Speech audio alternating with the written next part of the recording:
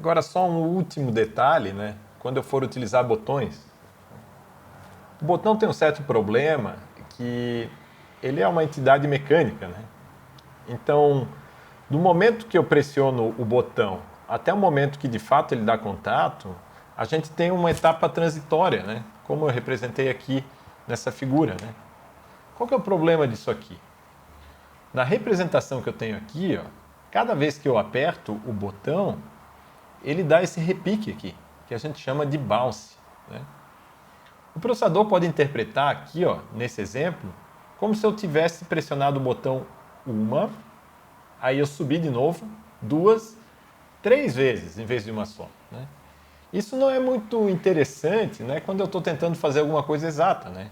Cada vez que eu pressionar o botão, eu quero que eu detecte somente um pressionamento e não vários, né? Porque esse efeito aqui vai ser aleatório, né? Cada vez vai ser um número qualquer, né, de transições.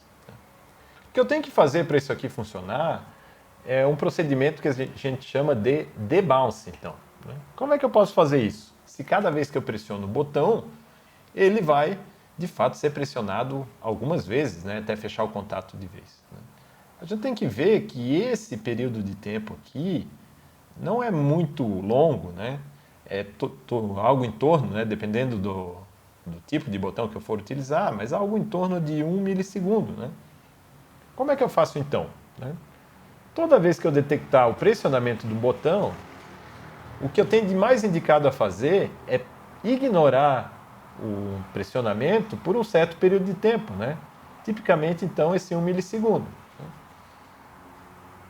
Vocês já sabem mais ou menos como fazer isso, só que tem uma biblioteca pronta lá no da Eltiva que faz isso.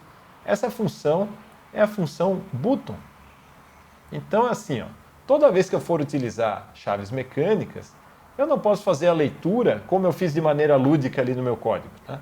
Vocês vão ter que usar a função button que eu forneci lá na biblioteca do Tiva Launchpad, ou algum equivalente, né?